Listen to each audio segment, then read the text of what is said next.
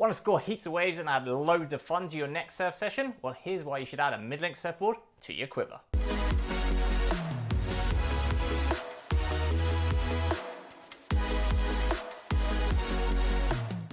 Hi guys, Chris from Stoke for Travel here. Welcome back to the channel. Now before I get started, make sure you hit that subscribe button so you don't miss out any video goodness. Now today we're going to be talking about the mid-length surfboard. Once the realm of bigger, older dudes, the mid-length surfboard is now a staple of every surfer's quiver. Guys, girls, groms, experts, beginners, everyone can have fun on a mid-length surfboard.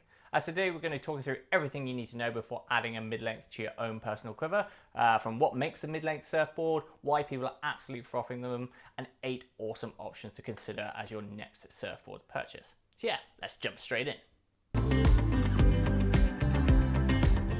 So first things first, what is a mid-length surfboard and why do people love them so much? Well, a mid-length surfboard generally comes in that 6'8" to 8'0" range, is a bit more fuller and stretched out than a traditional shortboard, and a bit more performance orientated and pulled in than a traditional mini mal or longboard.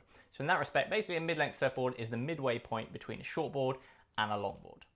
So why are people absolutely frothing on mid-length surfboards at the moment? Well, there's 4 core reasons that mid-lengths are all the rage at the moment. Now, reason number 1 is paddle power and wave count. That little bit of extra foam and length and stability under your chest are going to really up your wave count on a mid-length surfboard, and you're going to catch heaps of waves and maximize your time in the ocean. And now that also leads us to point number 2, which is fun factor. Now 9 times out of 10, if I grab my mid-length, I know I'm going to have an absolute blast in the session, catch heaps of waves, and at the end of the day, that's what surfing is all about, having as much fun in the ocean as possible.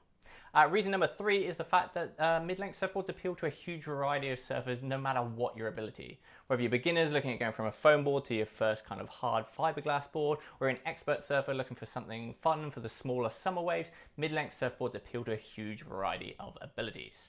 That also leads us to point number 4, the fact that there is a mid-length surfboard for a huge variety of conditions. Again, whether you want kind of small summer fun or you're looking for something to charge those bigger, heavier kind of point breaks, there's a mid-length surfboard to suit all types of conditions and abilities. So yeah, that's why everyone's frothing on mid-lengths. So what size mid-length should you be buying for your quiver? Well, there's a few key things, as with every surfboard purchase, that you need to take in mind when buying your first mid-length. So that's your size and weight, your surf experience, the waves you're going to be surfing, and of course what you want the board to be doing. Now generally speaking, the 6'8" to 7'2" end of the spectrum is going to be the best option for most surfers. The longer, higher volume boards are going to be better for those kind of bigger, heavier surfers or less experienced surfers, whereas the smaller end of the spectrum is going to be for those who are either a little bit lighter or want a little bit more performance out of their mid-length. But generally speaking, that 6'8" to 7'2" range is going to be the best option to start with. Okay, so we've talked through all the pros of the mid-length surfboard, and you've decided you want to add one to your quiver. So where do you start with choosing one? Well, here are 8 awesome options to consider adding to your own quiver.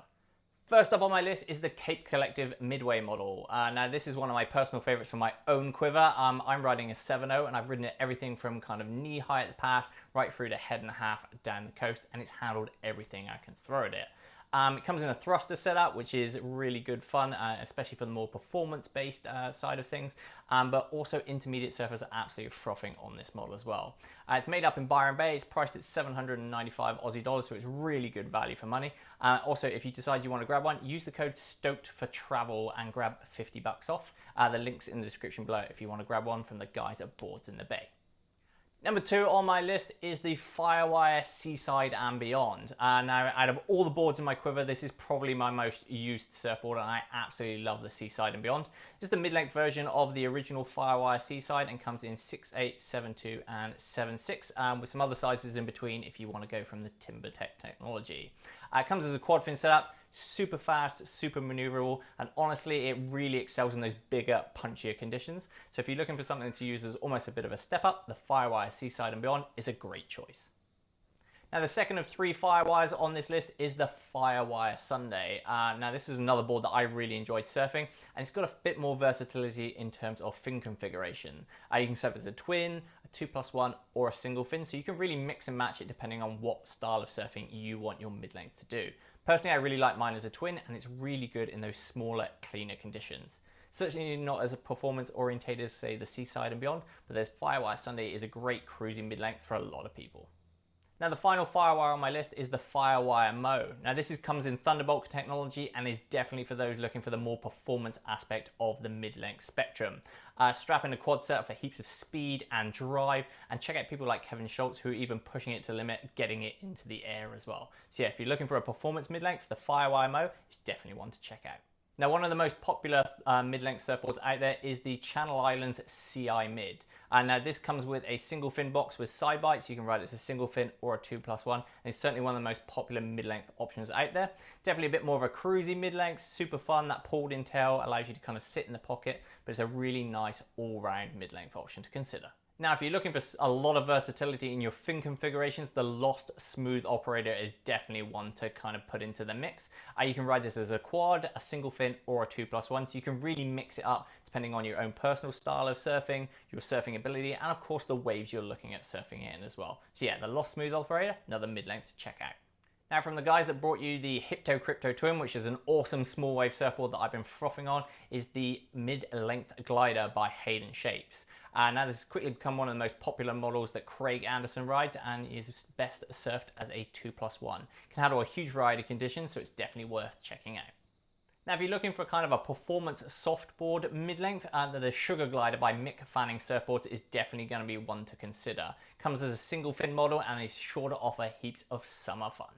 And there you have it, guys. That's my full mid-length surfboard guide. Now, if you have any other questions about mid-lengths or some other options that you'd like to put in the mix for other people to check out, make sure you add them in the comments below. And check out the links in the description below for all my other surfboard guides, surfboard shapes guides, and surfboard reviews. Of course, check out the rest of my YouTube channel for heaps of reviews, advice, and more as well. That's it for this week, guys. Make sure you like, comment, subscribe, and I'll see you next week.